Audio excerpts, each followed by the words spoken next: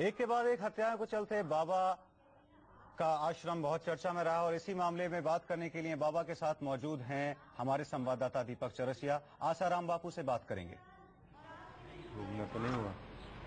या इस वक्त हम आसाराम बापू जी के आश्रम में मौजूद हैं और आश्रम रजोकरी है, गुड़गांव के पास में दिल्ली में है। बापू यहीं पर हैं और उनके कई सारे अनुयायी भी यहाँ पर मौजूद हैं। लाखों करोड़ों की संख्या में बापू के अनुयायी हैं और बापू एक्सक्लूसिव बातचीत करने के लिए स्टार न्यूज के साथ हैं। हम उनसे तमाम सवाल पूछेंगे कि किस झंझावत से गुजरे हैं इन दिनों से, वो हाल ही में जो घटनाएं हुई इसके बाद से। बापू, जिस तरह के घटनाक्रम हुए, आप सिद्ध पुरुष हैं, मन व्यथित हुआ, कहीं जी रोने को करा कि इस तरह के आरोप आप पे कि चार बच्चों की हत्या हो जाती है और आश्रम के लोगों शक की निगाह से देखे जाते हैं? आरोप का तो है ही है, लेकिन मासूम बच्चों के दुर्घटना से चित्त द्रवित हुआ।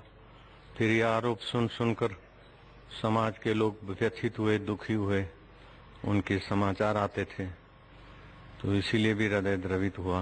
फिर बच्चों की सदगति के लिए प्रार्थना करते करते दिल भर आया और अनशन किया ताकि जल्दी से जल्दी इस आंधी और तूफान से साधक और ये गुजरे। हमारा उद्देश्य पिछले 46 साल हो गए। हमारा उद्देश्य क्या है कि उद्देश्य ये है कि आदमी तंदुरुस्त, मन प्रसन्न, बुद्धि में बुद्धिदाता का प्रकाश, अपनी योग्यताओं का विकास करे और जो बेचारे गरीब अंचलों में हैं उन तक भी हमारी सेवाएं पहुंचे। 17,000 बाल संस्कार हैं, एक पैसा भी फी नहीं ली जाती है। हमारे स्वयं सेवक साधक चला रहे हैं, न लेते हैं न देते हैं, चल रहा है। अब ऐसे करते करते आवश्यकता पड़ी कि उन बच्चों को पौष्टिक भोजन मिले और ठीक से। तो खुशखबरी यह है कि तीनों गुरुकुल जो पिछड़े इलाकों में है वो बोर्ड की परीक्षा में बहुत अच्छा परिणाम लाए। आदिवासी बच्चे और 87 और 85 और 83 और 90 और 92 और 100 तक का रिजल्ट।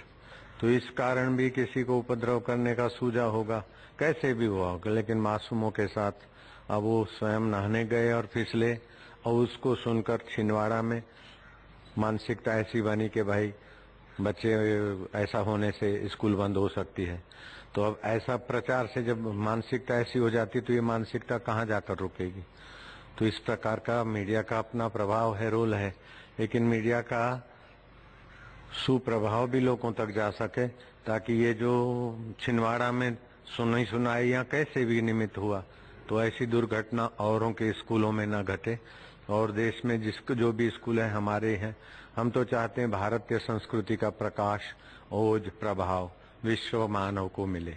बाबा, जो कई सारे सवाल उठे, मैं चाहूंगा कि सिलसिलेवार ढंग से सवाल पूछे जाएं ताकि कोई कंफ्यूजन लोगों के दिमाग में ना रहे। आप पहली बार बातचीत कर रहे हैं, ये लंबी बातचीत कर रहे हैं। सबसे पहले अगर हम बात करें छिंदवाड़ा के, तो छिंदवाड़ा के मसले पर आप पर आरोप लगा कि आपने उन दोनों बच्चे जो कि जिनका नाम मैं लूं, जिनकी हत्या हो गई थी, रामकृष्ण यादव और वेदांत, उनके परिवार वालों को बंधक बना के रखा हुआ था। पिछले कई दिनों से आपके आश्रम में रह रहे थे। हाँ, बंधक बना कर रखा है। तो बंधक आ जाओ, ये वकील सामने खड़े, इन्हीं के बच्चे हैं और उसके बच्चे। पूछ लो बंधक बनाया है क्या यहाँ बंधक बनाने। लेकिन ये मुंबई से हैं, ये पुणे से हैं, इनका दिल्ली में क्या प्रयोजन? ये क्या प्रयोजन इन्हीं से पूछ लीजिए। बोलिए आप रामकृष्ण के पिता हैं? हाँ, मैं रामकृष्ण के पिता हूँ, Mohanlal Yadav, advocate by profession in Mumbai. I have admit my son Ramakrishna Yadav. में बोलेंगे आप तो बेहतर होगा। मैं मोहनलाल यादव और पेशे से वकील हूँ मुंबई हाई कोर्ट में और मुंबई में रहता हूँ। अच्छी शिक्षा दीक्षा के लिए मैंने बापू के गुरुकुल स्कूल में मेरे 4 साल रामकृष्णा को एडमिशन कराया था, क्योंकि मैं 15 साल से जुड़ा हूँ। मुझे जो शांति, जो ज्ञान गीता का मिला है, जो भारत संस्कृत का ज्ञान मिला है, तो मैंने ये सोचा था कि मेरे बच्चों को भी 4 साल से ही मिलना लगे, इसलिए मैंने वहाँ एडमिशन कराया था। शिकायत नहीं आश्रम से? मुझे आश्रम से और गुरुकुल प्रशासन से जरा भी डाउट और अगेंस्ट मैनेजमेंट के खिलाफ कुछ भी डाउट नहीं है मुझे। आप बताइए, आपका बेटा था रामकृष्ण? नहीं, मेरा वेदांत। वेदांत था। तो आपको दुख नहीं हुआ उसका? आपको ऐसा नहीं लगा कहीं आश्रम जिम्मेदार है इस पूरी चीज को लेकर? नहीं, बिल्कुल नहीं। वो तो उसका प्रारब्ध ही उतना था, जितनी वो सांसें लेके आया था उसी में उसका हो गया। इसका मतलब उसके बारे में मुझे गुरुकुल के प्रशासन वालों पे या आश्रम वासियों के मेरे समर्पित जो भाई बहन है उन पर कोई भी बिल्कुल जरा सी भी शिकन नहीं है। हाँ, ये भी मेरी बच्ची है और ये भी गुरुकुल में पढ़ रही है अभी। कहाँ पर पढ़ रही है? ये तो नर्सरी में है, छिंदवाड़ा में ही है। उन दोनों को साथ में ही डाले थे।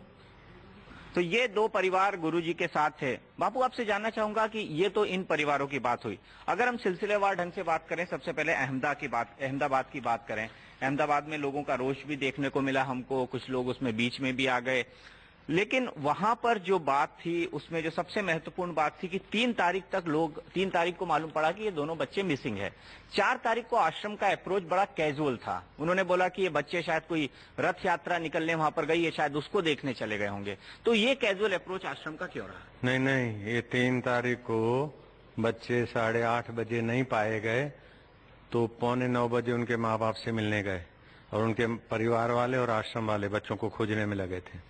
बिल्कुल पक्का समाचार है, वहां से पूछ भी सकते हैं जी। और जो दूसरी बात है वो ये कि जब बॉडी मिली, और वो जो बॉडी मिली वो आश्रम से जुड़ी रोड थी, रास्ता था, और कहते हैं उस रास्ते पर पहुंचना बड़ा मुश्किल है, आसानी से पहुंचा नहीं जा सकता।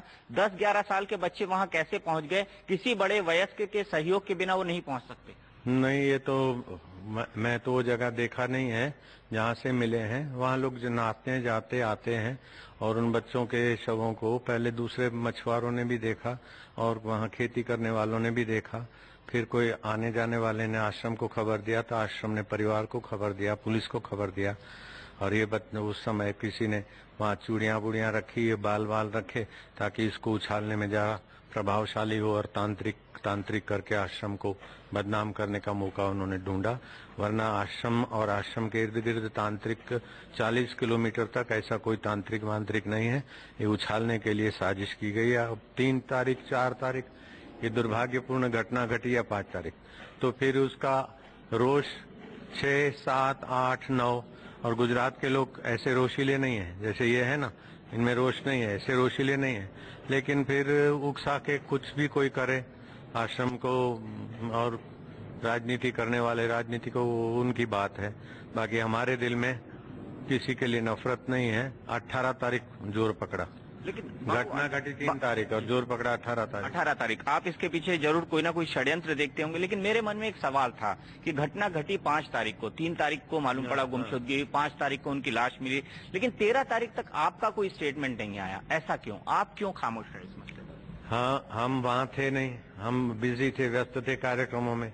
और हमारे तक जब खबर पहुंची भाई ऐसा आरोप चल रहा है तांत्रिक का, ये आश्रम ने किया है ये साजिश करके, तभी मैंने मंच से ही बोला था कि भाई हमारे आश्रम में कोई तांत्रिक नहीं है और हम पिछले 40-44 साल से ये समाज की सेवा करते हैं और हमारा गीता भागवत उपनिषदों का है, सात्विक है। यहाँ तक कि हमारे आश्रम में प्याज और लहसुन भी नहीं चलता।